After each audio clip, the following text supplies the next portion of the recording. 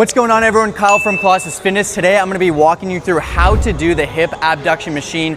Let's jump right into it. So a lot of people get confused as to what machine does what, because there's abduction and then there's adduction, as you can see on the screen, where you're adding your legs towards the body. Abduction, you're pushing your legs away from your body, and that's going to be actually targeting your outer glutes, so it's a fantastic movement. Now, the biggest and most important thing to consider is when we are getting into these machines, you have to think of how the actual setup takes place. So there's only going to be one point that you need to change. Sometimes people will have it all the way out here and just in different spots. This is just never going to allow you to get a full range of motion. So I always take the handle and I push it in as close as I can.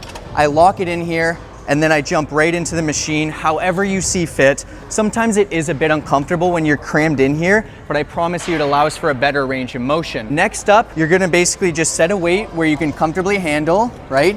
And from there, all you're gonna do is just grab onto the handles. Now keep in mind, although there is a pad behind you, you don't wanna be leaning back and keeping upright. This is just honestly probably one of the only times I'll say don't use the pad. It's just not gonna allow you to get the best activation, especially because we are looking to target the outer glutes. So from here, you're gonna just grab onto these handles, you're gonna lean forward slightly, you're just gonna simply open your legs to the point that feels comfortable. Now keep in mind, when you bring the weight back, all you're gonna do is bring it to the point where the machine doesn't exactly hit, so that way you're not using any momentum, okay? Lean forward, keep your chest up, and just continue to rep it out. And you really wanna continue to focus on mind-muscle connection here. So squeezing that outer glute, keeping that chest up, that core tight, and that's how you do it. But what we're gonna do is walk you through how to not do this exercise, because this is one machine I see done so improperly, very consistently, and you want to avoid making these huge mistakes. So common mistake number one, I like to call it the clang and bang. So what I mean by this is we load up very heavy weight, and as you're doing it, you just consistently allow the machine to hit. You take all the tension off your outer glute. You're not really doing a whole lot, so you want to avoid doing this just because it's pretty much pointless allowing it to consistently hit.